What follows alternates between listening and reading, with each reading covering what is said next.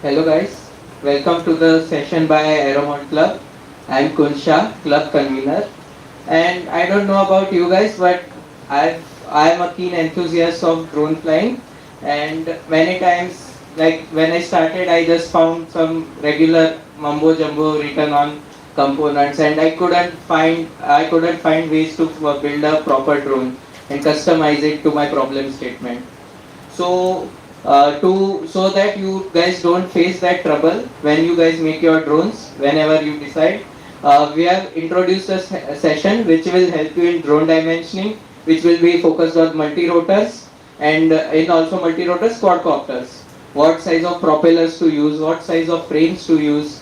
Then we'll teach you how to use eCalc tool, in which you will find some batteries with certain ratings, you will find motors with certain RPMs. You can plug in those values in the eCalc tool and just find out what will happen if you put those things in your drone. Will it fly?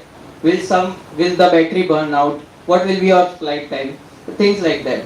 And finally, we'll teach you how to use and plug flight controllers, that is Pixhawk, and how can you customize it and make it compatible so that it fits your problem statement. So first of all, I like to call Archit for drone sizing.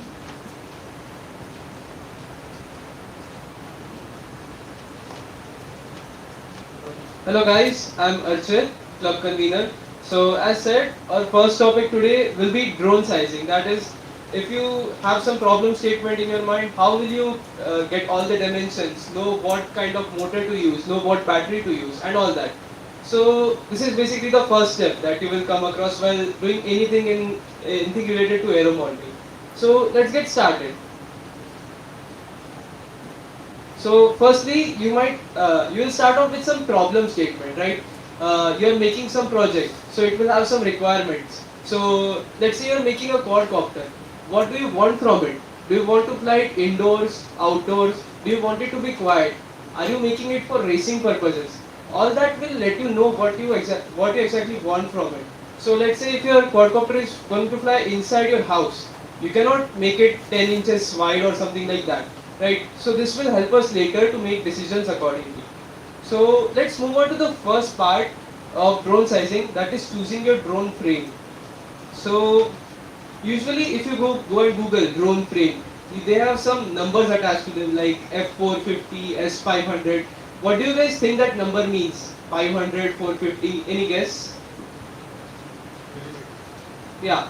So it's the length from one diagonal to the other diagonal. It's called as the frame length. It's in millimeters. So 450 means 45 centimeters. So how should you choose it? So firstly, the drone frame size. It should be there to maximize the space that is utilized. So let's say you are using propellers of diameter 10 inches.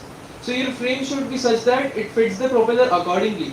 You do not want to waste any space. You are going to fly something. Weight matters. If your frame is, let's say, rated for 10-inch propellers, you are attaching 8-inch propellers to it, you are wasting some space. That's not ideal. And usually frames come with their ideal propeller diameters attached to them. Like you can read it in the description.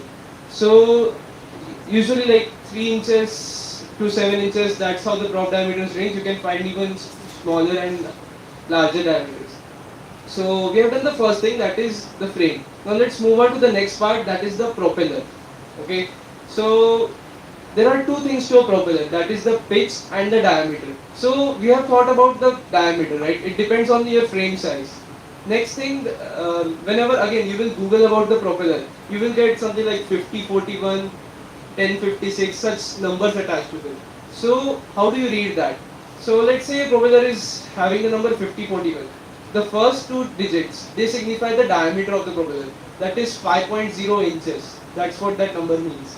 And the next two digits, 41, that means the pitch of the propeller. So 41 means 4.1 inch pitch. So you might be thinking, what is the pitch, right? So you might have heard the word pitch in the context of a screw or the movement of a particle in a magnetic field or something like that. So imagine a screw. You are inserting it into a wooden log. You rotate it by one full rotation. It moves some distance ahead, right? So that is called as the pitch of it. It is an analogous definition for the pitch of a propeller. If you are keeping the propeller freely mounted, and you rotate it by one rotation, it will push some air behind it, right? It will push a column of air behind it. So that length of that column, that is called as the pitch. So how does this parameter affect your drone flight? Actually, it affects a bit of your efficiency and handling. So if you choose the right pitch, you will optimize your efficiency of the drone. So usually the pitches, they range from 3 inches to 5 inches. So let's say you choose the pitch on some lower end, 3 inches. Then your drone is meant to fly in racing or in agile activities, when it will be changing its directions abruptly many times. And let's say you have a pinch on the higher side, let's say 5 inches, it is meant for some simple tasks. So now you might be thinking, why is that the case? 3 inches for agile tasks in which you require high changes of direction, 5 inches for simple stuff. So there is some physics behind it. So let me describe it. You might or might not know the word airfoil. It's the shape of, let's say you have a normal plane. So the wing of it, it has a shape of its cross section, right? It is something like this. It's streamlined. So it cuts through the air and generates lift. So this is called as airfoil. And if you look at a propeller, you will also observe a similar curved surface on it, right? It will not be a flat rectangle. So this airfoil, it has a property related to it called as angle of attack. So the angle of attack, let's say this is an airfoil, it's moving through the air. The wind is coming from this direction. So this angle between this mean line of this airfoil and this wind direction, it's known as angle of attack. So this is just, the wind is coming from horizontal direction. It can also come from this direction or something like that. So the angle of attack varies. So what happens when the angle of attack is varying? What change does occur? It's that the lift that is generated, the upward force generated by the propeller or the wing, it changes. So let's say your angle of attack varies from 1 degree to 10 degree, 11 degree. Usually your lift will also increase. But after a point, that will not be the case. The lift will drop off. So the curve of lift versus angle of attack, it will be something like this. It will drop off after some point. So it is the same in the case of propeller. If you push your angle of attack over a certain degree, then you will lose lift. It will not be catastrophic. Your drone will not crash, but you will lose efficiency.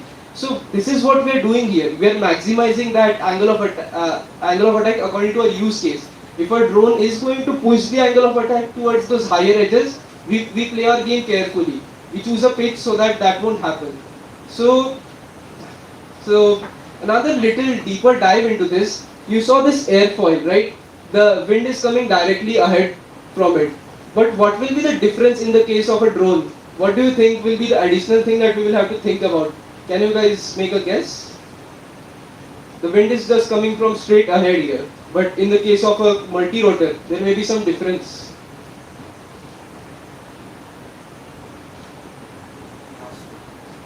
Crosswind. Yeah, like so basically there will be some wind coming from the upward direction as well, right? So you have your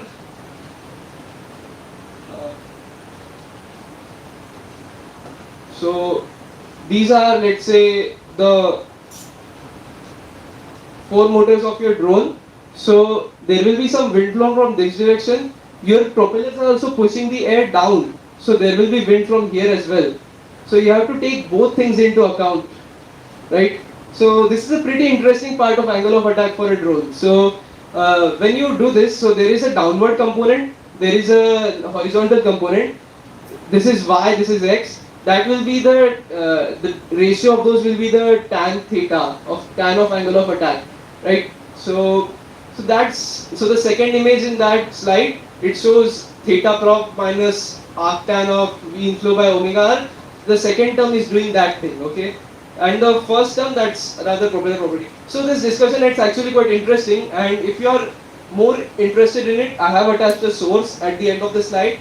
You can know all about prop pitch and why we use it. So the main takeaway from here, 3-inch lower side of propeller pitch, it's for the agility, and higher pitch, it's for normal stuff when you're not encountering this kind of agile stuff.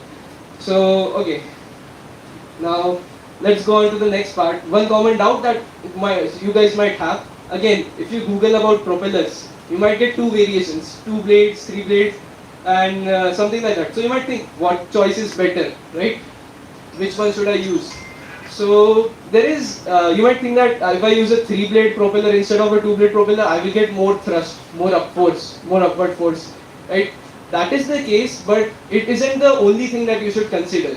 The amount of air that is being pushed down between 2 blade propellers and 3 blade propellers, it varies, but there are also other things. I have listed them out.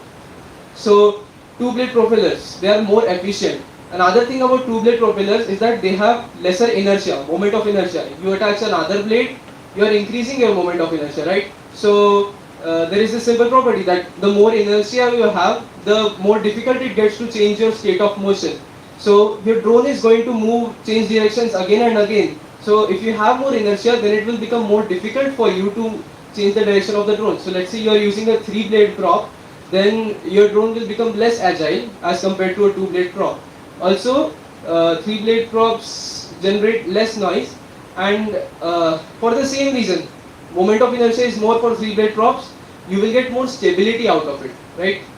Because you cannot change the state of motion easily. Alright, so that's it. That's all from the 2 blade, 3 blade discussion. Till now, if anyone has doubt, you can ask out from the part that has been covered: propellers, frame sizing. You have spoken here about the angle of attack in case of airfoil, right? Yeah. How can we imagine that in case of propellers? So the propellers, they also, if you look at them closely, they also have a curved surface. Something like this. The cross section of the propeller will be something like this. Can you see it? So the airfoil that I drew and this, they are kind of analogous. You cannot connect some aircraft equation to a drone propeller, of course, but to qualitatively understand what is going on in the case of a drone, this point of view is helpful for us. So that was the case. Can there be 4 blades? 4 blades, yeah. I mean, you can scale that knowledge up, like 2 blades to 3 blades. You lose a bit of efficiency, a little bit more of thrust. You will get out from it, more inertia. 4 blades also can be there for a drone prop. Okay. But as far as I know, they are less available. I have not seen them being manufactured. So, yeah.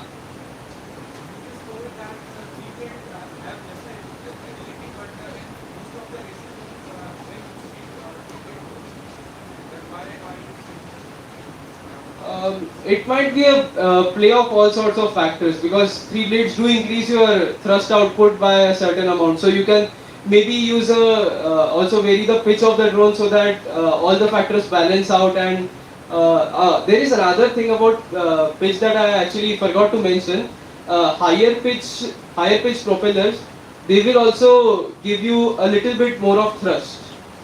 So with that extra thrust output, balancing all those factors, you might be able to use a 3 blade prop as well for racing drones. So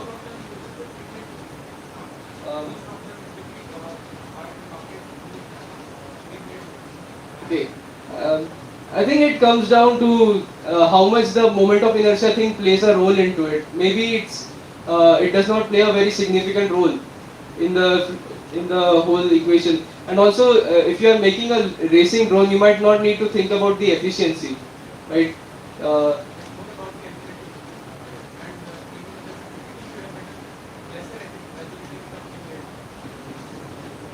Yeah, so that's what I actually talked about, right? It might not play as big of a role as it's a point, but it might not play as big of a role. Alright, so let's move on to the next point. It's a little different from what we have already discussed. It's electronics of the drone.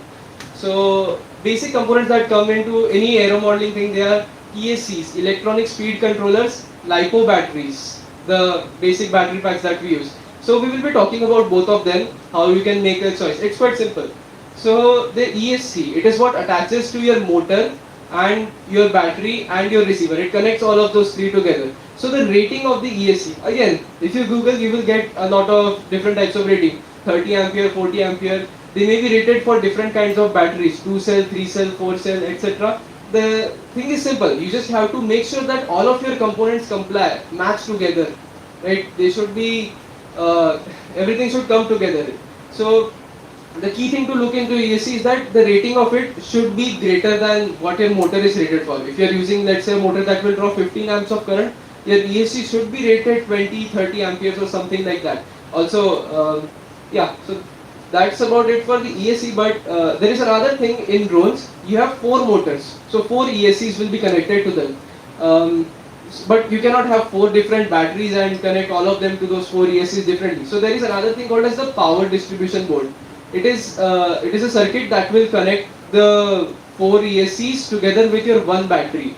So it basically integrates that part of the circuit. Again, you have to make sure that the rating, the voltage rating, the current rating of your power distribution board should be ideal for your scenario. Okay, so moving on, we have the battery.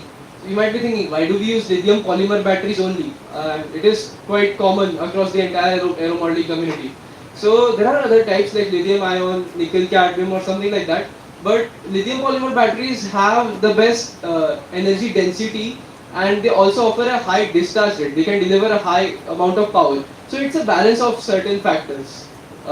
It's lithium ion batteries, they have a metal casing on them. They can catch fire a little easier than lithium polymer batteries. Lithium polymer batteries also catch fire quite easily. But there are all these factors that we are weighing in and deciding, and in general, lithium polymer batteries are considered as the best. So, 2 important things that, actually 3 important things that might be coming when you Google about lithium polymer batteries is that its mAh rating, that is the amount of energy it carries, then the number of cells in it, and also the discharge rate of the battery. These 3 things. So let's get started with the first one, mAh rating. It's basically the amount of energy, milliamp hours, that it carries.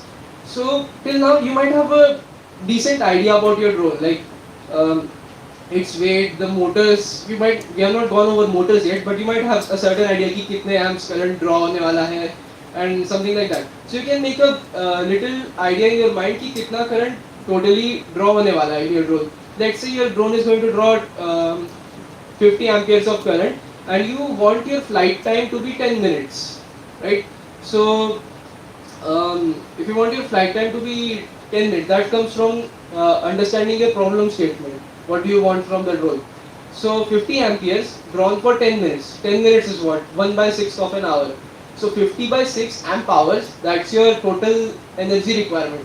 Your battery should have that amount of energy. It should have a little more than that, of course, but that's what you should look for. If you're wanting, let's say, 2 amp hours, so you might choose a battery that has a capacity of 2.2 amp hours, something like that. And next choice is the number of cells. So each cell in the battery, it carries a nominal voltage of 3.7 volts. So if a battery cell, it can be charged at a maximum amount of 4.2 volts and a minimum that it gets. It's not recommended to let your battery ever come to the minimum amount, but the minimum that it can get is around 3 volts. So the nominal is kind of the average of those two, 3.6, 3.7 volts. So the battery that we recommend and usually use for multi-rotors, it's a 4-cell battery. Because again, it offers the right combination for all the characteristics that we require. It offers the good amount of power delivery, and also we will see later that the voltage of the battery, it affects the RPM of your motor, how fast your motor will spin. So we'll come on to that also. And the last property of the battery, that is the discharge rate. That is how fast your battery can deliver the power. So it comes out like 80C, 100C, these numbers will be rated. C, capital C will be given on your battery. Maybe you will be able to see there is 30C written on this battery in the image. So that's what describes the discharge rate of your battery. So if you have a 30C battery, let's say, and your battery is rated for, battery has a capacity of 2.2 amp hours. So your battery can deliver 2.2 into 30 amps of current. Okay, that's the peak capacity that it can deliver out. So this is another very important thing that you should consider. If you are drawing out a certain amount of power, your battery should be able to deliver it at that moment. So that is all from the discussion of the battery. And that was all about the electronics, mostly in drones, I think. So any doubts here?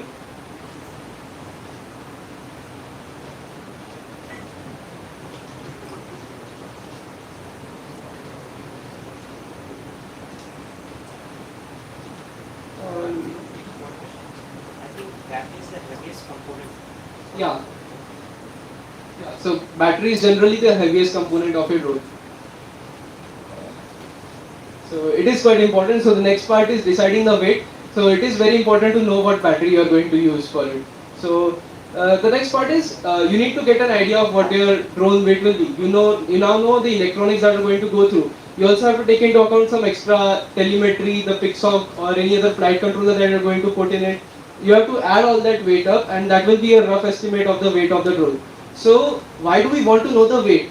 Okay, so it is that we have to decide the amount of thrust that we want to generate. Thrust is the amount of upward force that your motors will give to you. So usually there is a thing known as the thrust to weight ratio. It is basically the ratio of thrust and weight. So you know the weight, and this ratio, it should be at least 2 for most drones. That will ensure your flight will be smooth and it can be easier to handle. So thrust to weight ratio, it can also be higher, 2, 3, 4, something like that. The higher you get, you will get a drone that performs better. That will be that will perform better, and but also a higher thrust to weight ratio drone will will be difficult to control. If you will give a slight input from your stick, the drone will react a lot more than what you expect from a thrust to weight ratio 2 wala drone. So another thing that you need to take into account while deciding the ratio. Basically, it should be 2 to 3 usually. So now that you know the thrust of the drone, you have calculated it by the thrust to weight ratio, you can move on and decide on the motor characteristics. This is the last thing that we will decide in our drone. So how do you decide on the motor? You see there is this equation written at the top. We'll see how it comes about, but on the left hand side there is F. F is basically the thrust produced by the motor. And on the right hand side there are 3 unknown terms. There is D, that is the diameter of the propeller that you are using, pitch, again a property of the propeller, and the third one is RPM, the RPM of your motor. There is another term called as V0, that is the velocity with which your drone is moving, but right now for our discussion we can take it as 0. We'll assume that a drone is stationary, right? So we have an equation, it relates the thrust, the diameter, the pitch, the RPM, 4 things together, and we know 3 out of them. So we can easily get the RPM of the motor through this, right? So, so how does this equation come about, right? You might be thinking. So it's actually, the concept in it is quite simple. The amount of air that your drone is pushing down, the change in momentum of that air, that will be equal to the amount of upward force that you're getting for your air, right? So earlier you might remember that the pitch is the amount of air column that your drone is going to push down. It's the length of the air column that your drone is pushing down. So you combine that knowledge, the length of the air column multiplied by the cross section of the air column. The cross section of air column will be what? Yeah, the pi d square by 4. So pi d square by 4 into the pitch, that will be the length of the air column, and there will be also the velocity by which the change in the velocity of the air column, that will finally give you the change in momentum of the air column. So this is how you can decide the thrust that is produced by each of the motors. This actually you cannot simply get this formula by making this assumption. The way this formula has been derived, it's this basic concept, you can derive it from here, and also some empirical data, right? Because there are some assumptions that we are making. Simply because the pitch, the amount of air column that is pushed down, it's not exactly equal to pitch. It will be something lesser because you are attaching the propeller to a motor and that is attached to a frame. So it will be some lesser amount, but so I have attached the source and derivation of the formula. You can take a deeper look into it. It's quite interesting.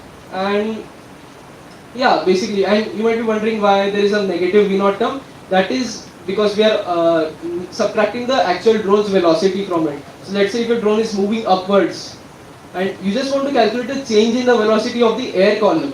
You don't need to care about the actual velocity of the air that is being pushed down. So that minus V0 term, it will offset that.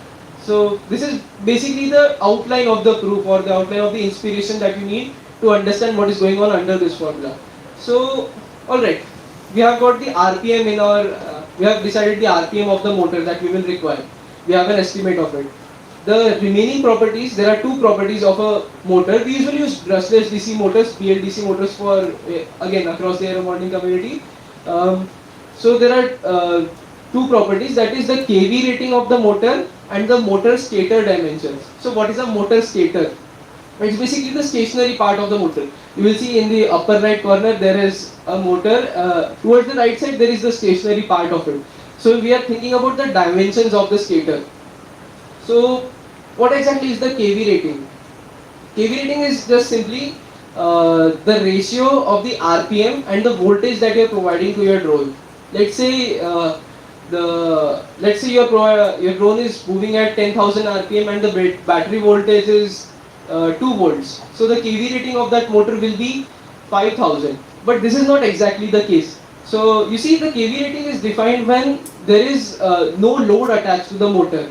You are not attaching a propeller, you are not attaching the motor to a frame. That is when it is defined. In reality, the expected outcome will be a little lesser. The motor can draw more current to achieve that RPM. So it's just an ideal scenario to make our guesses or estimations for our drone. So again, now we have decided on the kV rating. I'll just repeat again. It's, let's say your drone is moving at 10,000 RPM, you are supplying it 2 volts. So your kV rating will be around 5,000, something like that. So next and last property of the motor, it is the stator dimension, the diameter and the height of your motor stator. So generally, as the stator becomes more wide, the motor will produce more torque.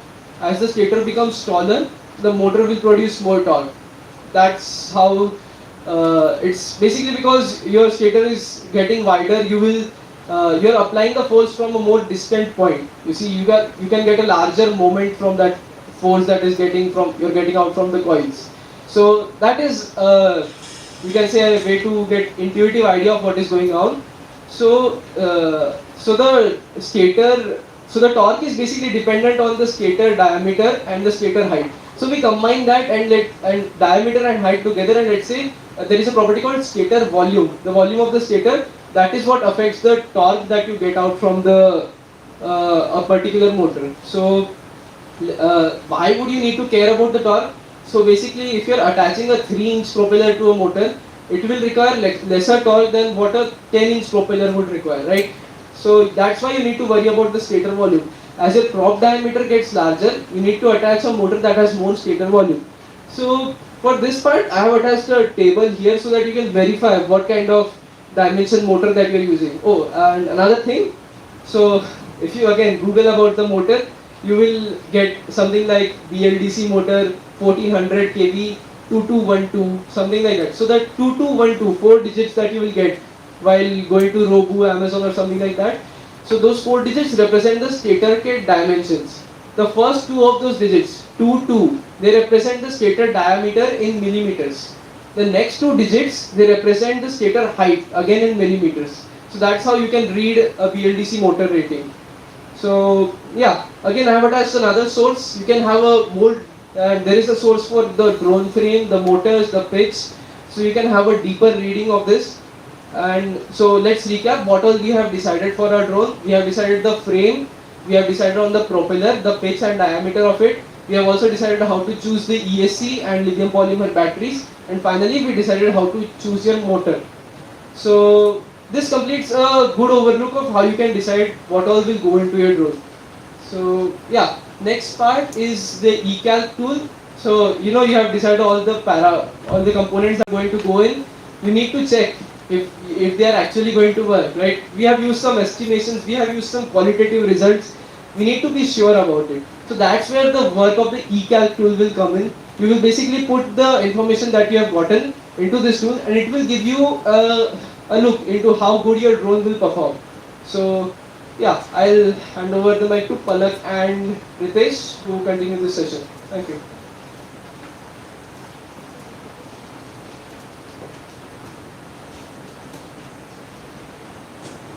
Hello everyone, Palak Jain here, Aeromodelling convener. So now we'll start with the eCalc tool, a free online tool that helps you decide a suitable motor, a suitable ESC compatible with your drone diagram.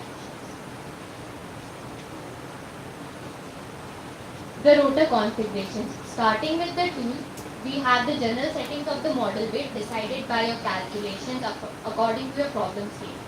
So the tool gives you three options, including drive, without battery and without drive.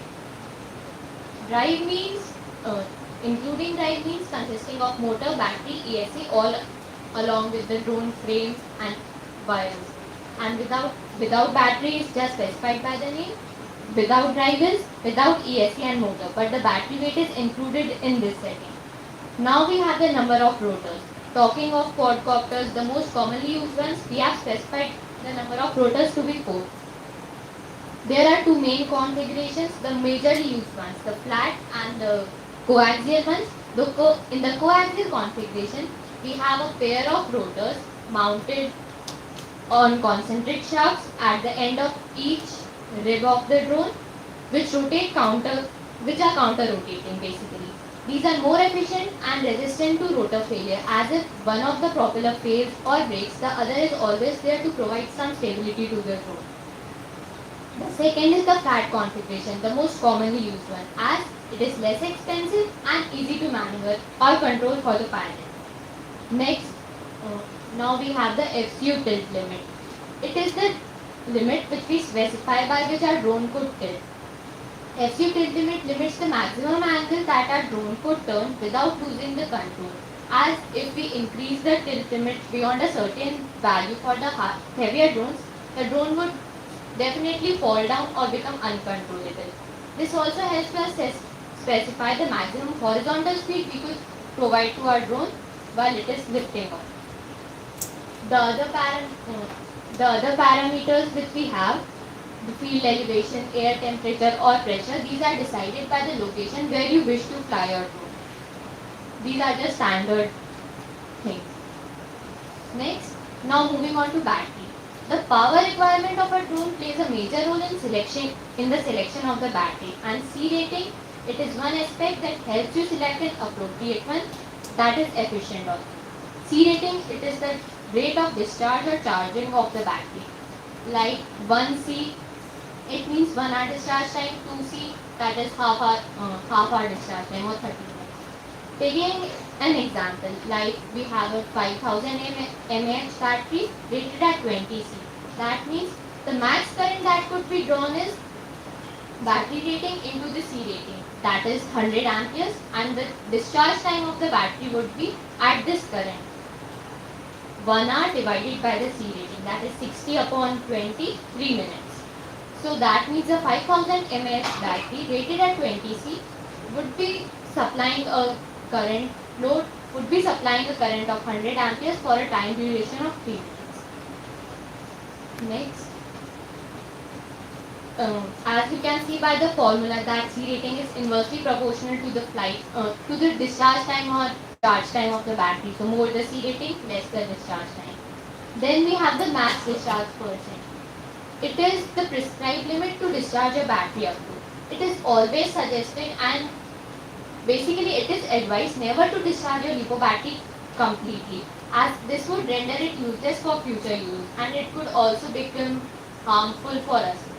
So always try to maintain the max discharge capacity to 85 to 90% for any type of battery you use. Next, the ESC, Electronic Speed Controller. How to choose an appropriate ESC, that is discussed by Archit before. But just remember that the peak limit of the ESC should be greater than the maximum motor current that is drawn for the drone. The weight, resistance, these are all the specified parameters. Now the kV rating. It is the number of revolutions per minute that the motor turns when 1 volt voltage is supplied with no load attached, with no propeller or any type of load. As you can see, the motor, this helps in providing the thrust. So more the kV rating, less is the torque produced. So we should try to use the kV rating as less as possible. kV ratings are generally specified as X is to Y. As you can see in this example, it is kV 1400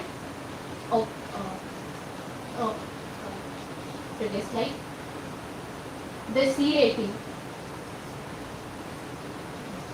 C rating is generally specified as X/Y. The X term represents the C rating when a continuous power supply is there. And that can be at any voltage also.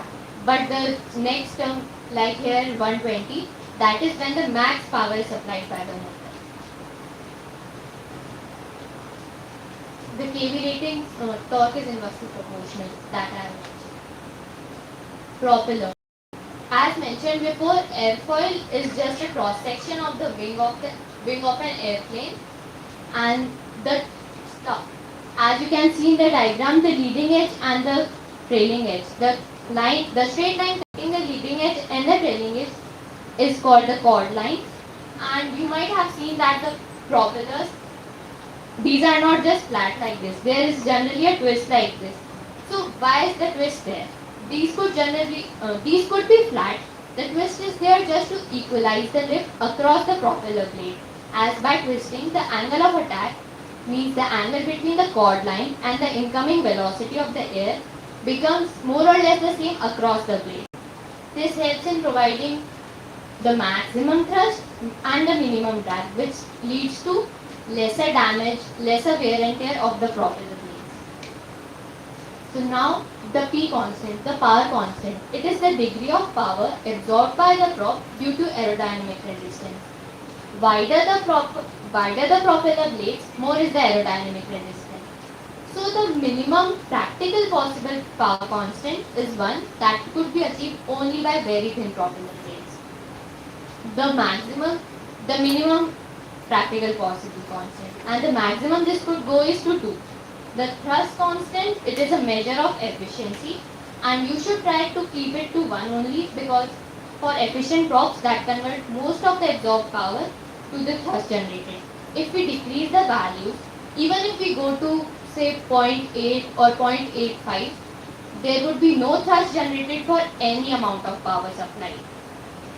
So now, as we are done with the terms of the tools, now let's have some examples, some issues you might face while plugging in the values which you have calculated from drone sizing, or by doing some calculations for the ESC motors, and see what issues you might face and how to solve them.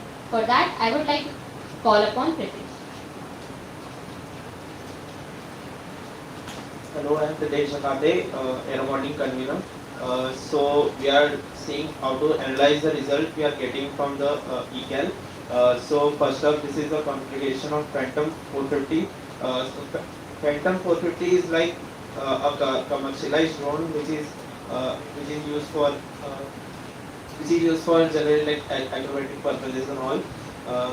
So the results from the eCalc websites are very complicated. So to make it easy, the eCalc website has done that they have specified the major parameters into like meter-like thingies. The green region is mostly the optimum region, and the motor here should be go green because the optimum region will be always the green region. So during drone sizing, you have seen Archie has said कि thrust इतना रखना, 2 से ऊपर रखना, propeller का twist ये रखो वो रखो, ड्रोन साइजिंग के टाइम पे ज़्यादा प्रोपेलर बड़े यूज़ मत करो, छोटे प्रोपेलर यूज़ मत करो. So like remembering all those results and making the drone compatible will be very hard for you if there is not like a simplified version of the results. So these meters will give you the simplified versions of the result. So the green region will be optimized region. Okay, so we'll look upon the parameters first. So the first parameter is the load. So the load specified the discharge rate of the battery. Okay, and the second parameter is for flight time. It's just the flight time, how much your drone is going to fly, and it will help us to approximate our range. Next up is electrical power or current. It is the maximum value of current which is going to be delivered to a motor, and it is in relation to specified motor limit. So specified motor limit is maximum amount of current or power which can be delivered for a period of 15 seconds to a motor. If you will deliver the maximum current more than 15 seconds, the motor will burn. Okay. So next. Yeah. So the same configuration, and we will see like what is specific thrust. So specific thrust is thrust per unit the mass of air you are displaced by the propeller. So we'll understand it by a diagram. So let's say here is your propeller, and this is the volume of air it has displaced. So this is the mass which you will take. This is the m, and the thrust which is generated by the propeller, T divided by this mass of air which is displaced. So you will get specific thrust. Okay. So calculating this will on your own or by mathematically will be very difficult. So eCalc website makes this parameter calculation very easy. Then next step is thrust to weight ratio. As per name specifies, thrust to weight ratio should be greater than. So Ajay has already told you thrust to weight ratio should be greater than 2. If it is less than 2, your drone will be less agile. It will fly, but it will be less agile. And if thrust to weight ratio is thrust to weight ratio is less than 1, your drone will not fly, and it will be on the ground with full speed of the propeller. So it's of no use. Okay. Then next up, let's see some examples and issue you will have. So in this everything is looking good, but you can see in the remarks it's given that the max current is nearly equal to continuous current of the motor. So it is due to bigger size of propeller. Generally, propellers always give you big issues. Like हमको पता नहीं चलता, अगर हम छोटे propeller है बहुत बड़े प्रोपेलर यूज कर लेते हैं तो एक साथ कभी कभी 10 रिमार्क्स आ जाते हैं और हमारा पूरा ड्रोन सही रहता है, बट प्रोपेलर साइज के कारण हमको 10 रिमार्क आ जाते हैं और हमको पता ही नहीं चलता कि दिक्कत कहाँ हो रही है. So generally you can decide bye adjusting propeller size, और अगर और दिक्कत हुई तो you can always contact us for resolving your issues.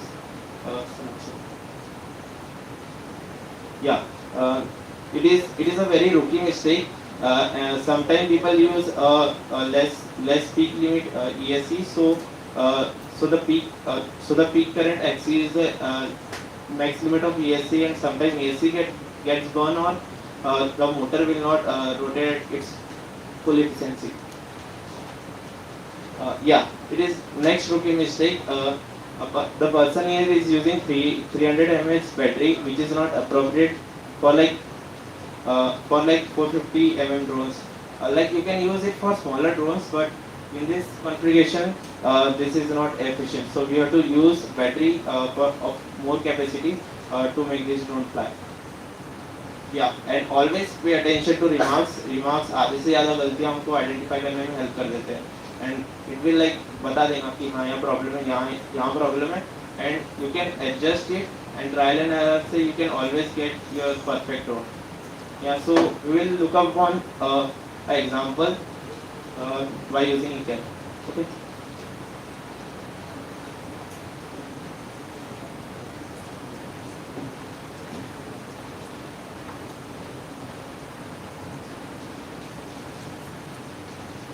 Just type eCalc.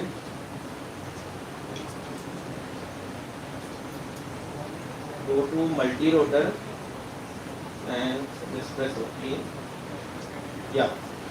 So let's say you have your drone with all of your accessories but without battery, 1100 grams, and your frame size, let's say you have 450. Let's take the battery of 3300 mAh, 80/20 sheet. Controller, let's take 20. Let's take 20. Let's try 20. Okay. And a propeller, a motor of spec 1000 RPM. Okay. Propeller, generic one, normal, 10 inches, which you directly get in market. These are more popular ones, and let's calculate. So you are seeing here all the greens, but there is some blue. This is the blue region. So you can read the remark here. The max current is just below the continuous limit of the controller, and the controller may overheat. So we have already seen this problem in issues. So we have to just use ESC with larger peak limit. So then the issue will be resolved here. Yeah. So you can see all the greens. Don't worry about the work flight time because generally 10-minute flight is a good flight time and you can like use it for many purposes. So the yellow region is a concession for work flight time. So and you for details you can always see these complicated things like how much voltage is going to your battery, how much current energy is used by battery, maximum current used by motor, optimum efficiency and motor hour current and all, and like you can see everything. And this is the graph. You can analyze the graph. This graph is just made by the values given in this table, so don't worry about it much. And go green. Thank you.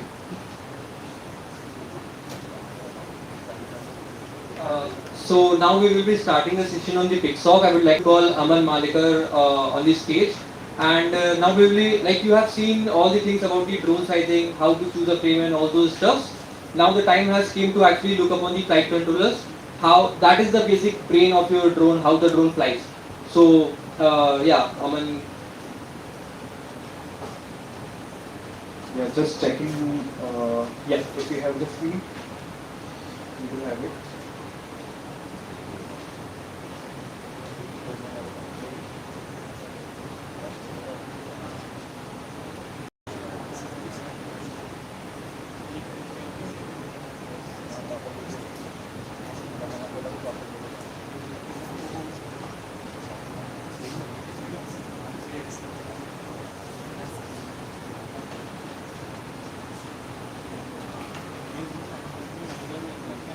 Okay.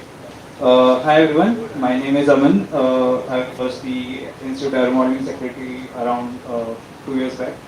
So I guess you have heard a lot about what are the individual components of drone and how do you go about calculating stuff. And so let me show you what exactly it means to build something like a drone. So I was also a part of team Unmesh Mashallah Innovation Cell, which a part of which works in the autonomous aerial drones. So the competition that we targeted around that time was the International Aerial Robotics competition. It's like one of the toughest competitions all over the world, and you can even have a look at the problem statement. But if you have a look at the drone that is being built or that is flying, so it's actually a combination of two drones. The bigger drone is actually also carrying a smaller drone, and all of it is being now deployed autonomously. So the bigger drone would go to a certain location, then autonomously the second drone, the smaller drone, would drop and hover basically, and it would carry the next task. So it's a very complicated system, and it basically ran on Pixhawk, and that's what I'm going to cover today. So that's how it worked, and just to show you the sheer size of the drone that we made. So this is the drone, and if you can see, that's my back, and the green color propeller, that's a 5-inch propeller. And the other propeller that's alongside the back is the propeller that we used on this drone. Can anyone guess the size of that propeller? Any guesses? You can shout. 1 meter? No, that's quite big. 70 centimeter. Okay, close. So I think it was around 28 inch. So 28 into 2.5 can do. So yeah, I mean that's the huge monstrosity of drone that we have, and it actually crashed on the final test, like after we submitted the entire thing. So even if you end up making everything perfect, there are going to be crashes. There are going to be situations where you have to figure out what went wrong and why it went wrong. So for that, the number one thing that you need to figure out is that you make the hardware perfect. You need to make sure that your hardware while building has no flaws and no limitations, and that's why you need to focus on the first part of the PPT that we did right now, wherein you estimated what would be the maximum current that would be going through your component. You don't want any component overheating or going well and above its limits. That's the first thing. The second thing that's very important when you build a drone is to ensure that your drone is mechanically robust, and it actually does not have a very high amount of mechanical vibration, because that's where the next part comes in, wherein you are going to mount your controller. And what is a controller basically? It's an electronic device that basically guides the drone what to do and what not to do, right? And how it does so, it has different modes. Like one is that it can sense, and how does it sense? It uses sensors. So it will use different sensors to know the orientation of the drone, the position of the drone, and based on that position, it basically gives another input so that whatever your actuators are driving the drone, that is able to keep the drone stable. So if you have vibrations in your mechanical system, what will happen? Basically, your drone will have additional disturbances, and any disturbance is going to create a noise, and that will basically lead to instability. So that was about that. I've also attached a link to one of the flights of this drone. If you have interest in watching that, you can have a look at it. So let's move on to Pixhawk. What is Pixhawk? Is it the name of the flight controller, or is it anything else? So Pixhawk actually is the name of the program, the software that basically is built, because the flight controller by itself is an open source hardware, and it's available anywhere. So even any company today in India or any other individual can basically build that hardware. All the plans are available, and the open source firmware that is being provided for that flight controller is being run under the project called Pixhawk. So we have two different versions now, as we have evolved over time. So initially we used to have something called Aeropilot. Aeropilot was mainly meant for missions wherein you did not have to deal with a lot of autonomy. Rather, you had to do selected tasks which were very popular. But over the time, it branched out into two things. One is the older Aeropilot, which still runs by the way, and the other is Pixhawk PX4, and PX4 is the new autonomy stack that they have been developing over time. So I don't know how complicated it looks to you, but it surely does look a bit much more complicated to me. But that's what you can find if you open one of this. This is called Pixhawk. Okay, it's one of their very earlier versions, like a decade back, I guess. But the beauty is that it still works, and you will find that you will be using this for most of your projects.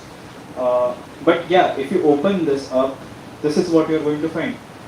And so why such a big complex thing for running a drone?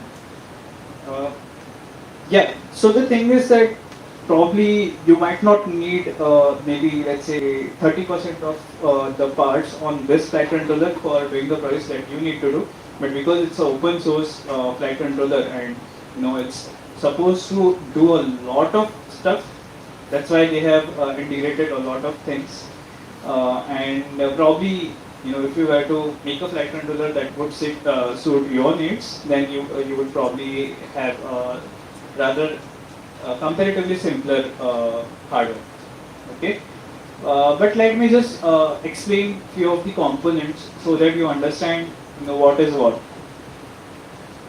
So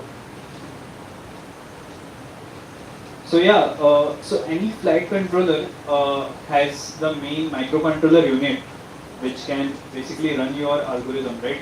You have estimation algorithms which can estimate your position and the roll rate, the pitch rate, whatever your attitude as well as your position. And you also have something called the PID loop or the controller loop. That is the main loop wherein at each sampling time, that is basically a small time interval. So with each uh, unit of that small time interval, the microcontroller is running a bunch of code for each moment, for each loop, and that loop is basically calculating, basically taking in the inputs, which is the sensor, whatever the sensor gives. It is estimating the relevant data from that sensor. Okay, it is using that data to calculate what should be the output. Now it is now then giving this output to the other part of it. So what is the output? What is the input? We'll see that soon enough. But what are the sensors? I'll address this first. Okay. So first is the accelerometer. All of you have a device that has the accelerometer, your phone. Okay. It's, so basically, in your phone you will see that it's not labeled as an accelerometer, but rather an IMU, which is called the inertial measurement unit. Okay. So the IMU actually comprises of the accelerometer as well as the gyroscope. Okay. So both of them, why do both of them come together? That's also because you usually fuse the data from accelerometer and gyroscope to get accurate position estimate, actually accurate attitude estimate. So the thing is that what happens is you have your accelerometer and you have your gyroscope. So accelerometer is actually sensitive to a lot of noise, okay, because it's very it's very sensitive. That's the thing. But your gyroscope on the other end, it's not that sensitive, but it tends to drift over time. What is drift? Drift is basically if you are, let's say, if I'm trying to measure this height, right? Initially, it will give you some estimate of this height, which will be approximately where you want it to be. But over the time, this estimate of the height will tend to have some bias, like will have some amount of noise and some amount of delta amount of inaccuracy. So that inaccuracy is basically that drift. So if let's say if you were to have just the gyroscope on your drone, what would happen is you are trying to hover your drone, and irrespective of what inputs you give, eventually that drone just goes away, just goes far away. So that's what you don't want to happen, right? So that's where the accelerometer comes in, because the accelerometer can sense the data as fast as possible, and it does not drift like the gyroscope. But then to have the best of both worlds, you do something called sensor fusion. What is sensor fusion? I am not going to explain, because then you are going to find it much more intimidating than what it really is right now. So probably if you are really interested, you can search. There are a bunch of good YouTube videos that can explain you in short and simple ways what sensor fusion really is. Then you have magnetometer. What is a magnetometer? It's basically like a compass, right? So it gives you the direction of heading. What is north and what is your heading as compared to the true north. So why do you want it? You might want magnetometer for particular mission. It's not a necessity to fly a drone, because you are usually controlling the drone with the help of your transmitter, right? But if you want autonomous missions, wherein you are telling the drone that you should take off, you should basically head in this particular direction, then the drone needs to know which what is the direction with respect to the magnetic field of the earth. Like that's how the compass works, right? So that's how it usually uses magnetometer to find the heading of the drone. Then comes the barometer. What does barometer do? Barometer just measures the difference in pressure, right? So it can basically help you in maintaining a stable flight at a particular altitude based on the difference in pressure. And as you can guess, the difference in pressure is, it is a quantity that can change very frequently. So barometers aren't usually very precise. And that's why whenever, let's say when you build your drone, you will realize that it won't stay at a particular height. You have to give constant inputs to the drone, because see, first of all, the drone is working by the rotors, right? The rotors have propellers. Now the propellers are also create some kind of pressure difference while the drone is operating. So now it's the drone internally itself is affecting the sensors, right? So that's another issue. And then finally GPS. GPS, all of you know what it does, okay? The drone uses GPS to go to a particular coordinate that you can provide, that you can program, right? That's how we use all of these sensors. Of course, I will show you where the sensors are located and what do they look like, so that next time you have a flight controller in your hand, you are at least able to know that, okay, this is the part of the flight controller that is causing this particular thing. So this is an enlarged view of the flight controller. This is the back phase of it. So I guess it is very clear what would be the microcontroller here, right? It's obviously the biggest thing. So the one that is in the center, it's called STM32F427, right? It's a pretty big name for a microcontroller unit, but that's the microcontroller. You can see the number of pins that are there. So what does STM32F427 mean? Like if it was, let's say, F7 or H7 or whatever, how would you have any distinction between them? So basically, it's a line of microcontrollers that are being independently manufactured by this company, STM Microelectronics. So the number F4 basically stands for the version of the flight controller, the microcontroller unit. So it started with F1, F3, F4, sorry, F1, F2, F3, F4, then F7, and now the top of the line is H7. So I will tell you, I'll actually give you some amount of idea how much does it cost to have a flight controller with that convention, and what is the performance that you get with that. Okay. Also, I have highlighted two important things here. I want you to tell me what they are, but we'll come back to it. You can think about it. Okay. So this is the microcontroller unit. So you can see the first one is STM32F1, right? Then there is F3, then there is F4.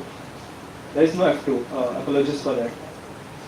So yeah, so let me tell you what do you get for choosing this microcontroller. Choose anything like Intel i3, Intel i7, or maybe AMD. Why do you have to choose between certain particular CPUs?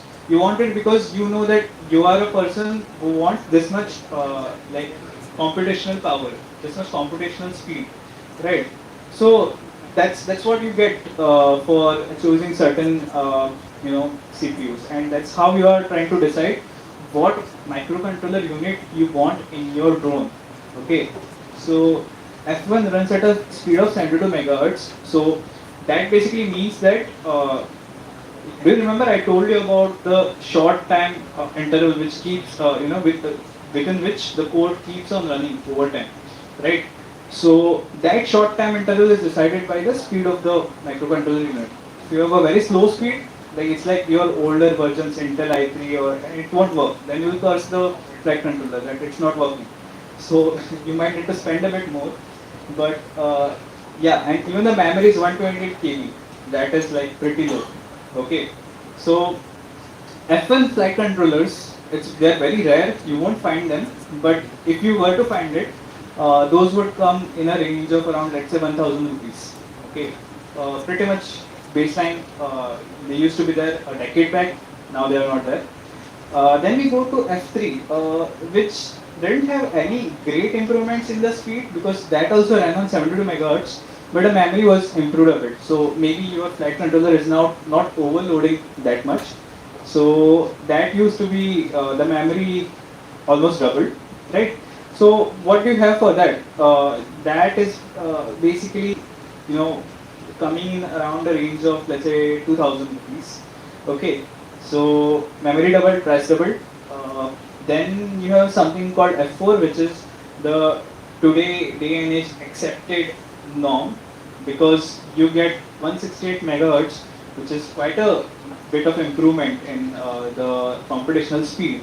And the memory is also 512 KB to 1 MB, which is great compared to what we had earlier. Okay, and this Pixhawk, actually you would have seen the naming, it has F4. Okay, so this is the specs of that microcontroller unit. That comes in around, let's say 4,000 rupees or so. But Pixhawk, because it is a very, very diverse flight controller, it will be slightly expensive. I think 5,000, 6,000 rupees for this flight controller. Okay. Then comes F7. You can straight away see the improvement in the speed. So F7 comes in at around, I think, 6,000 to 7,000 rupees. And then you have H7. Can you guess the price of H7? What? 35. Oh, that's pretty big. It's half of that. So if you want an H7 flight controller, it will come in at around 14 or 15. But obviously, like if you are choosing something with the H7 microcontroller unit in the line of Pixhawk series, then yes, it might be going well up to 35,000. That's a good point. Okay, so just a brief on that. Then I will show you the ports. Okay, so here you can't see any ports, right? So, but if you see the other side of the flight controller, if you see this, there are a number of white connectors. What are these white connectors? Okay, so these are called the ports, and you can plug in male connectors into this to connect various modules. Okay, so normally you would have to solder things, but because this is a very modular system, you just need to plug in the ports. So what are ports? But before that, let's go to ports first. What are ports? Okay, so this we can additionally connect several hardware components and peripherals. What are these peripherals? You get a power module which has the function of powering the Pixhawk. You get a GPS port because, as we discussed, the Pixhawk also needs a GPS, and the GPS looks like this. Okay, it is a combination of the GPS plus the compass, so it will help you in heading plus having the precise location. Then you have telemetry ports. What is telemetry? Telemetry is basically being able to send some particular data from the flight controller to your ground station, which is basically your laptop. Okay, because when you're doing autonomous missions, you would also need to have some data uplink and data downlink, right?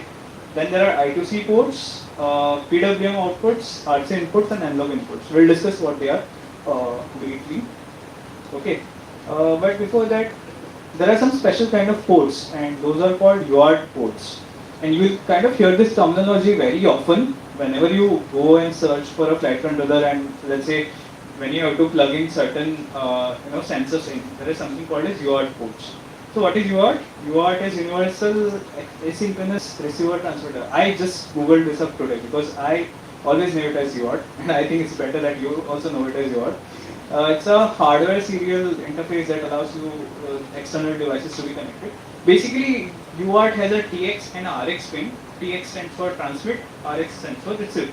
Okay, so if, for example, if you have a sensor or if you have any other modular system and if you want your flight controller to communicate with it, and that particular thing to communicate back with the flight controller, you would have it joined on a UART port. Okay, so there are certain examples: radio receiver, telemetry, race transporters, and VTX control. VTX is video transmitter.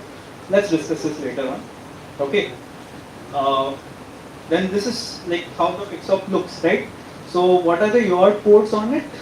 You can actually see these are the UART ports. First is micro USB port, okay, because your flight controller is communicating with your laptop, right? So there is a micro USB port here. You can look it up later on.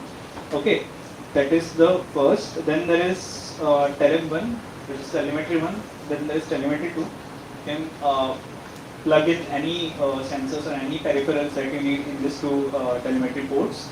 Then GPS is also another UART. Okay, and then there is serial 4 or 5, which are 2 additional UARTs. Fine. So this is what you would have for UART. Then let me just explain what are outputs and actuators. I think this terminology might be new for some of you guys. So this might look very complicated, but I'll just simplify it a bit. Okay, so your entire mathematically, if you were to show what the drone exactly is, it could be shown using this. It's a very simple representation of a drone.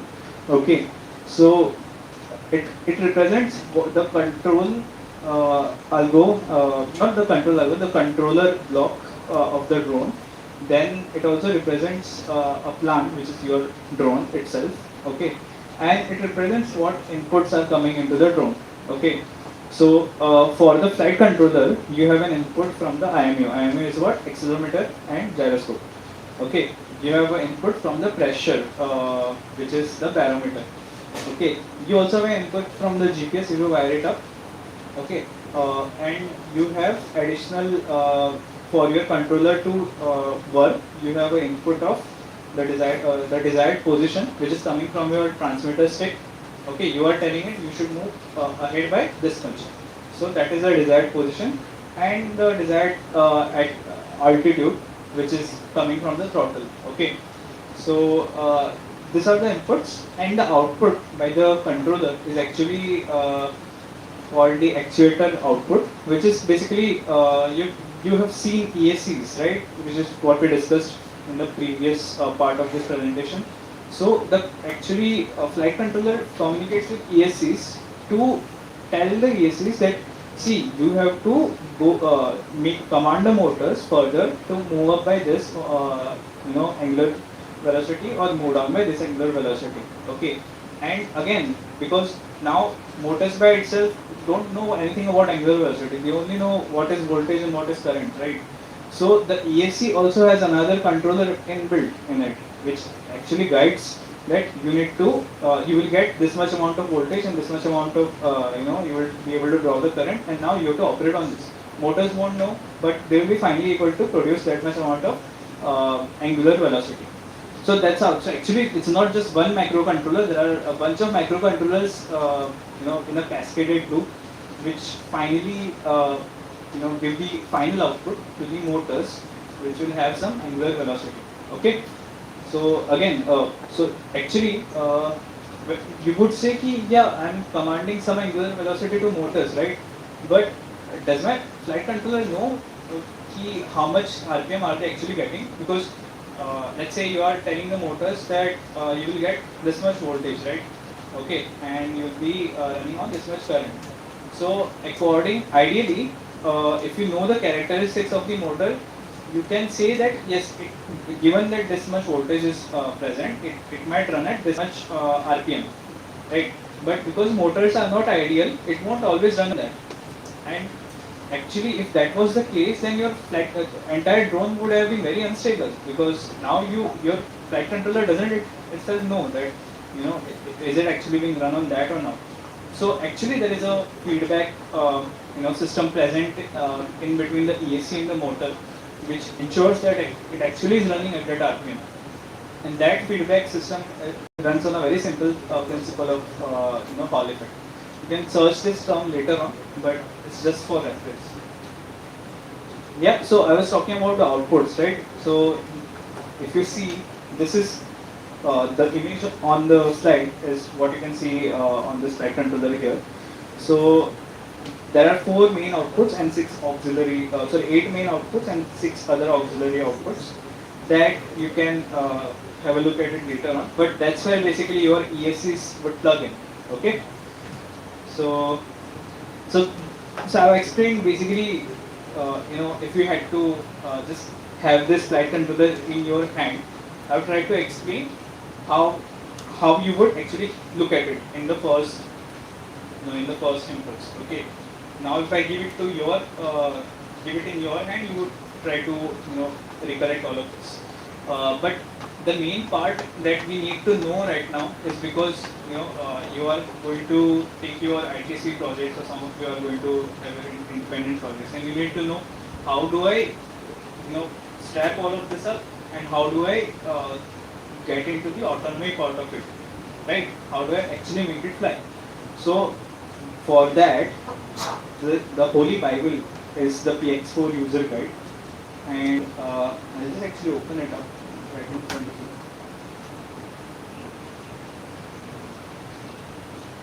Okay, so this is how it looks like, and this is what you are going to follow for the rest of your life, because it's very difficult to actually know the ins and outs of a flight controller, because it's a very complicated system. But whenever you are building something, whenever you are trying to debug something, this is the website that you are going to go to. Okay, so it is everything that you need to go into the labs. Okay, so I have explained. Let's go to getting started. Okay, there are some basic concepts. Let's go to that. Okay, right. So I have explained you outputs, ESCs, motors, battery power, RC, all of that. Yeah. So let's go to, yeah. So I want to show you certain more sensors that you can use for your autonomous projects, and explain their use for your particular need, and you might be able to decide what you really want. Okay. GPS and compass, I've already told you, if your project needs a function in which the drone needs to precisely go to a particular location, okay, all by itself, take off all by itself, and land all by itself, you need to have GPS and compass, and which I think 90% of you are going to have. Okay, so this is a must-have. Airspeed sensor, you don't need it on a drone. You might need it on a RC plane if you are going to build an autonomous RC plane. Okay, so it's a analog. The pitot tube part of it is analog. Then it basically all the measurements are being converted to a digital format, and the flight controller reads it digitally. Okay, tachometer, you don't need it. I won't explain also. Distance. For example, let's say if you are trying to build autonomous projects in an indoor environment. Okay, the uniqueness about indoor environment is that it is an environment which is GPS denied. Okay, you won't get any GPS fix. Even you would have realized that your phone GPS doesn't work very well indoors, so it can't be used on a drone itself. So in such a case, for let's say for hovering precisely, right, you would need a distance sensor, which is called a lidar. Okay, so light sensor, and it basically throws light, and it calculates the amount of time it takes for the light to come back. Okay, and based on that, it is able to kind of estimate the height, and it is actually very precise. If you are able to have the lidar on the drone, it will hover at a very precise height. Okay, if you further want to have navigation in an indoor environment, so for that you also have 2D lidars, 3D lidars. Okay, this is just a 1D lidar, one direction. But let's say if you have a 2D lidar along with this 1D lidar, you will be able to have the XY rough position of where the drone exactly is. Okay, another system that you can use for estimating where you actually are is called an optical flow sensor. So optical flow, like as the name suggests you, it takes the data from multiple stacked up images, and it is able to estimate from those images what its orientation and position is, and also the heading.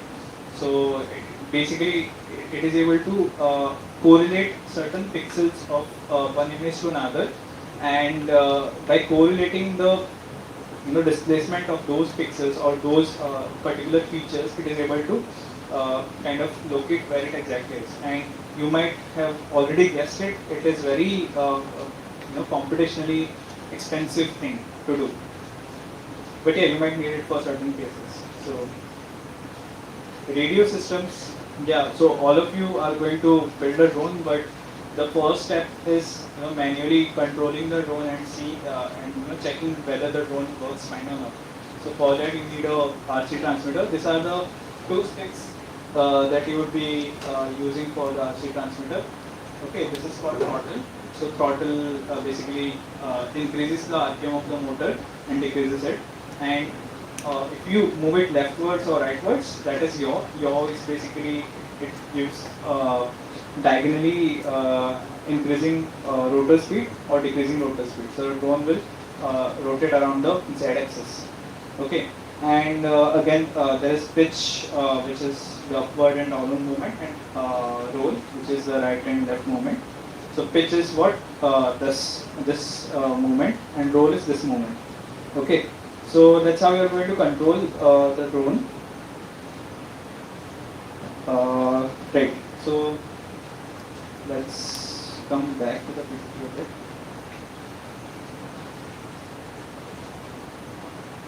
Okay. So I've explained you sensors and RC systems. Let's go to wiring quick start to see how exactly you would wire all the stuff up. So before explaining anything, I want to show you one image. Right. If you are able to see this image, you can see everything that you would need for this case. Sorry, this is pretty old, so that's why you are seeing maybe some redundant things. But so you have the BLDC motors, you have the flight controller, okay. You have the repo battery that we talked about. This is a receiver. This is a transmitter, okay. Then this is actually a GPS, and it's on a different shape. There are certain more accessories like this safety switch. There is a buzzer, okay, all of this, and there is this power module that I talked about. So for the particular hardware that you are going to use, let's say if you are going to use this Pixhawk, you can easily find it online. If you are going to use a different version of Pixhawk, you can also find it online, but that's how we are going to connect everything up. Okay, so actually in some minutes we are going to connect this Pixhawk to my laptop, and I'm going to show you how to configure it. Okay, so that's the highlight part of it. Yeah, so that's about the wiring quick start.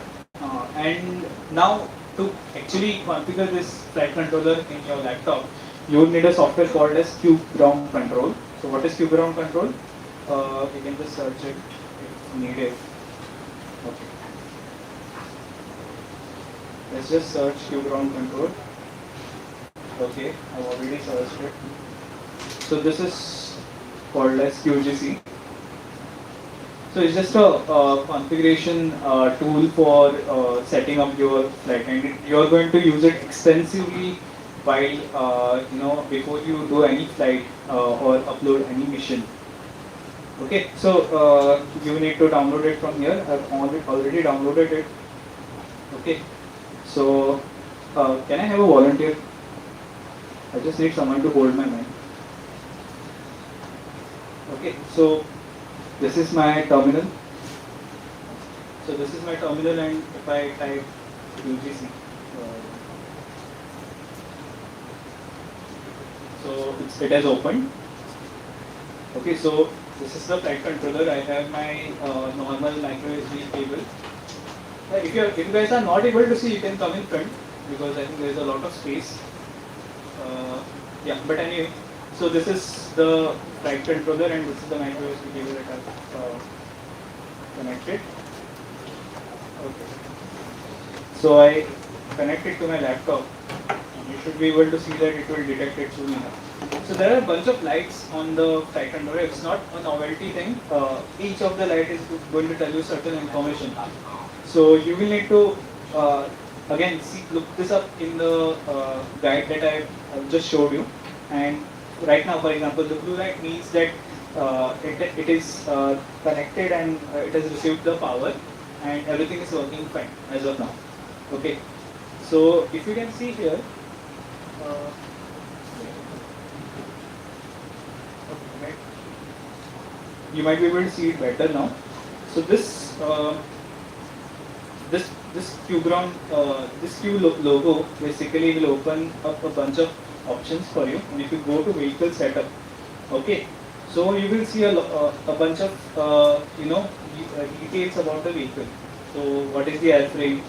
What are the different sensors, and are the sensors working fine or not? The green dot suggests that everything is working fine. Okay, then there is radio, flight modes, okay, power, safety, and like if you want to attach a camera, you can also do that. So let's say if you have this flight controller in your hand and if you have not done anything, so you will first of all go to firmware, okay, and you would upload a particular firmware in this flight controller, okay, and after, let's say, I don't want to waste an additional amount of time by uploading it right now, but once you upload the firmware, you would choose your airframe type. So see, so this is the reason why Pixhawk is a bit expensive and a bit big, because this is the wide variety of items that it can, basically be mounted on and used on. So you have things varying from cloud ships to submarines and autonomous, let's say, rovers, everything, even helicopters. So, so actually, when you think of something that flies, you just don't need to focus on drones. You can, change it to anything that you want, okay, and accordingly use it to your purpose. The drones we usually use because it's relatively easy to configure and debug. Yeah. So right now, for example, I know that I am not doing something very extraordinary. I am doing just a generic quad rotor, which is in a X type of configuration. So I will choose this generic quad rotor. Again, let's say if it is very well known quad rotor frame, then also you can choose particular option from here. But I don't know. I am using a very local frame, so I don't know. So I just keep it generic quad rotor. Okay. So once you choose the airframe, then you need to calibrate your sensors. So for example, I need to calibrate my compass, right? So I'll just show you how it works. Okay, choose on this. So it asks you to keep the flight controller level in certain orientations. Okay, and as soon as it detects that I'm holding it still, it will blink yellow and it will ask me to rotate it, so it can calibrate it in that particular axis. I can again hold it still, again I can rotate it, okay, then again I will hold it still for this, yeah. So as you can see, you can hold it for different orientations, and if I have already done that particular calibration, that particular axis, it will say that you have already done it, please choose something else, okay. So you can complete it like that. I'll cancel this. Okay. So because I cancelled it mid calibration, then it will tell me that, see, you have just done half the calibration. I won't be able to fly with this. Okay. So it will throw you an error. Then you have gyroscope. So for calibrating the gyro, you just need to place it on a still surface and leave it like that. I'm not going to do that. I'm just going to hold it in my hand, and it's not a very good it's not a recommended thing to do. So don't do it. Always see. That's what it is telling me. It's saying that it is retrying and it detects the smallest of the motions. So if I okay, so it has calibrated it right now, but it is saying that there was an error while doing that calibration. So if I do it again while leaving it still, it shows me that it is done. Okay. Now accelerometer again. So accelerometer is what? It's a part of the inertial measurement unit, and it basically tells you what what altitude you are at. Okay. So again, it needs the proper XYZ. So the reason why it tries to have the calibration in a particular phase of the flight controller is so that it is able to calibrate the normal XYZ direction and orientation, right? So there is a kind of a three coordinate axis system in this flight controller, and it uses that to basically localize. So if I hold it still, it should be able to detect, yeah, it is detecting and it shows it's completed. So let's move on to the next thing. Obviously it will throw an error now. See, when it throws the error, you can also see the red light blinking. So red light in any case is not a very good sign. So just beware of that. Now it's trying to cancel and it will take some time. But yeah. Okay. So it speaks to you as well. Then the final is level horizon. That just basically means that you need to keep your flight control level and calibrate so that the drone knows what is level for it. Okay. So few advices I would like to give you when you are going to build your drone. Okay. First of all, when you calibrate all of the sensors, don't stay near any highly radiating or highly magnetic electronic instrument. All the basically every electronic instrument is going to emit some kind of magnetic radiation and electronic radiation. It's going to disturb your calibration process. So while you're calibrating it, make sure you have a very long enough USB cable so that it is pretty much away from your laptops, your Wi-Fi routers, and even it is you would read it in the documentation that if you are, let's say, for the compass calibration, if you are near a iron thing which has an uneven distribution, it will kind of have an effect on your basically calibration of your magnetometer, right? So usually that's why it's best to perform it in an open field, okay, and have a very long cable so that it doesn't interfere, the laptop doesn't interfere with the calibration process, okay. So the next thing is the radio setup. It's pretty straightforward. Just watch a YouTube video. I don't think I need to explain this. Then the next thing is flight mode. So you can choose what kind of flight modes you want, right? Because while you are planning for autonomous missions, you also want some kind of control, manual control over the drone. So with the flip of a switch, you should be able to put it into manual control mode. So if anything is about to go wrong, you can take over control and save it. Okay, so these are the flight modes. There are a bunch of flight modes. Just read the documentation. You'll be able to know what is suitable for your need. Then there is power. You can calibrate what battery you are using. Is it a 3-cell or a 4-cell and whatever. Okay. Then there are some more things like PID tuning. So what is PID tuning? You guys would know about it, but you can see the graph of all the roll pitch. Your axis. So that if I, like for example, if I move this, it will detect and it's basically showing you the sensor data or whatever you are seeing again for your, okay. So it basically whenever you fly, okay, you are going to get some amount of information, and the thing is that you can save this information on the flight controller. There is a memory card on the flight controller. Thank you. There is a memory card on this flight controller which you can use to save that data, okay, and that data is basically called a log file. Photographers, anyone, you guys would know what I am talking about. So that log file you can upload it on a website, okay. This is the logs.px4.io, that is the link. You will find it online, just search it. Okay, so this is one of the flights we did, okay. It will show you all the data regarding that flight. Unfortunately, we didn't have our compass, GPS setup. Otherwise, it would have also shown you where exactly we have flown, okay, on a Google map. So it will show you the basic details of your version and your flight controller.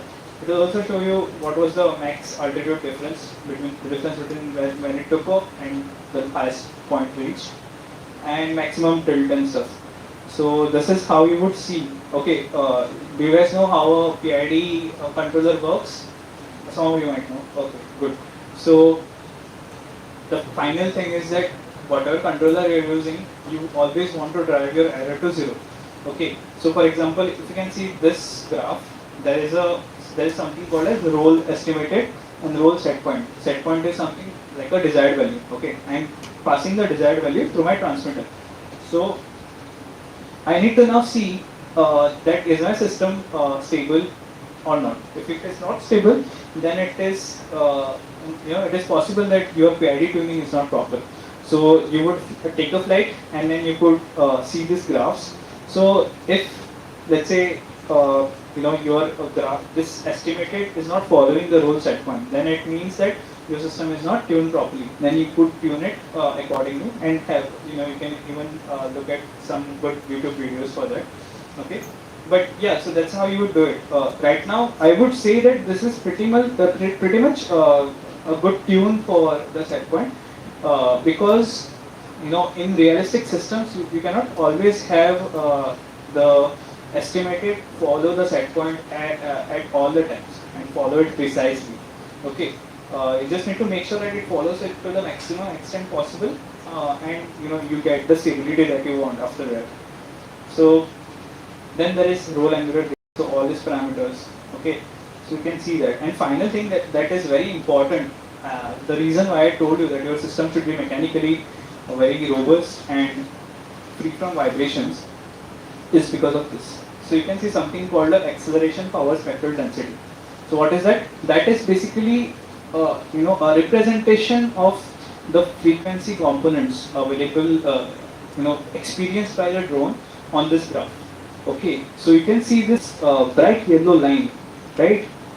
What is this bright yellow line? So it is saying that in this region the power that is the impact of this particular frequency is the highest on the drone, and that impact is what, around 60 to 80 hertz, right? So if you all of you have done rigid body dynamics, all of you know what is vibration and everything, right?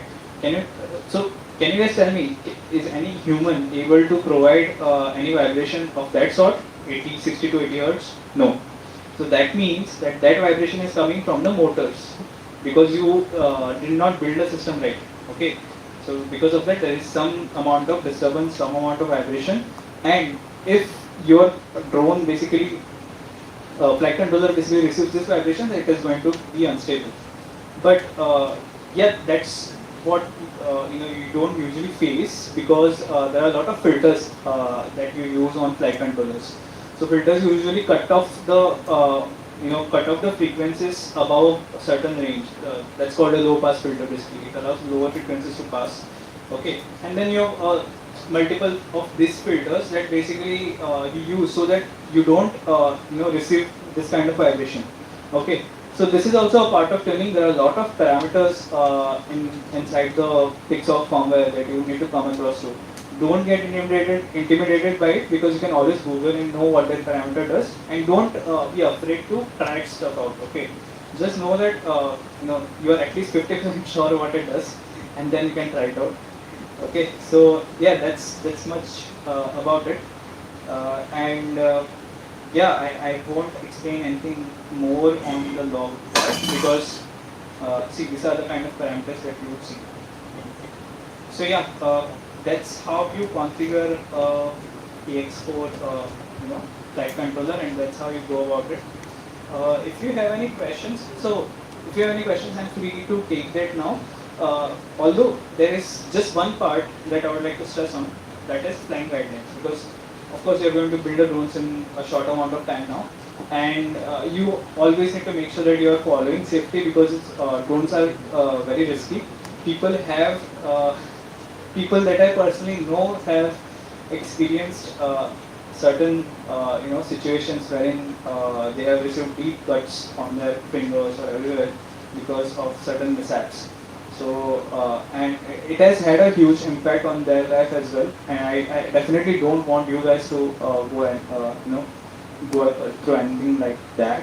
So always follow the safety protocols. If you are doing anything, if you are changing any parameter, and you make sure first of all that if there is no need of the battery to be connected, don't connect the battery because your flight controller is usually powered on by this USB cable. Okay. before you take off and after you land, make sure that nobody is around. Before you take off and after you land, first of all, make sure that whenever you have the battery connected, always and always stay away from the drone and always communicate with the people who are going to pick up the drone or do anything like that, because it can run in an unstable manner at any point of time. Then always make sure that whenever you are taking the flight, first of all, you might need permission for that, because we are in an airport, in an area which is in the vicinity of the airport, and you will have to kind of take certain permissions. It is actually very easy in IIT Bombay to take that, but if you go out and if you do something, if you fly and somebody complains, then you might get into trouble. So just be aware of all of these things. To be really honest with you, as a student, you don't always have to follow all of these things because you are doing it for research. So you get a certain extent of leeway, but it's better to be aware of all of that. Then the next thing is, I also told you about the power calibration, right? So in power calibration, you have something called as, I'm sorry, I'm taking a bit of time, but this is very important. Like all of you, you need to know this. Okay, so I'm going to QGC once again. Okay, so my Pixhawk is connected, and if I go into the vehicle setup, and if I go into power here, so what happens is, do you read this? ESC, PWM, maximum, minimum. I hope you are able to read it. There is no way to maximize this. But yeah, so I'll read it out. ESC, PWM, minimum and maximum calibration. Okay. So for ESCs that run analog signals, okay, for those ESCs, what happens is that on those protocols, you always need to calibrate those ESCs so that the ESC knows what is the maximum output of your transmitter and what is the minimum, so that ESC stops when the input is at the lowest and ESC goes at the peak when it's at the highest. So in those cases, you have to always calibrate the ESC, and one way is to calibrate it through this configuration tool. But the problem is that if I have my battery connected to my drone and if I click on calibrate, then what is going to happen? The drone, the motors are going to spin at 100%. If I connect the battery and then click on calibrate. Okay, there is a certain sequence that you need to follow, and let's say, God forbid, if you have the propellers on, it might cause severe damage to the person who is holding. Okay, so always, first step is always remove the propellers when not needed. Okay, so then you click on calibrate and then you plug in the battery. Okay, and then it will tell you. Yeah, see. Again, it's actually good that it is actually providing the warning that you must disconnect the battery prior to performing the calibration. Okay, so once it knows that the battery is disconnected, it will ask you to, once you calibrate, click on the calibrate button, it will ask you to plug in the battery and it will calibrate that. Good thing is that if you are using latest ESCs, it has something called a digital D-shot firmware, which does not need calibration because it's a digital firmware. So you won't have to go through this step if you are choosing a better ESC. Okay, but just as a safety concern, I thought I would be right to tell you that. But yeah, more or less, I'm done with my part of the PX4 Pixhawk Flight Controller. I am pretty much sure that it's very difficult to provide justice to such a complicated flight controller device in just a PPT. So if you have any doubts, anything, you are free to contact me. You can contact me on Instagram or WhatsApp. On Instagram, my user ID is Amadron, and WhatsApp, if you have any doubts, I think Manas will provide you the contact. Okay. All the best for your projects. If you have any question, feel free to throw it out right now.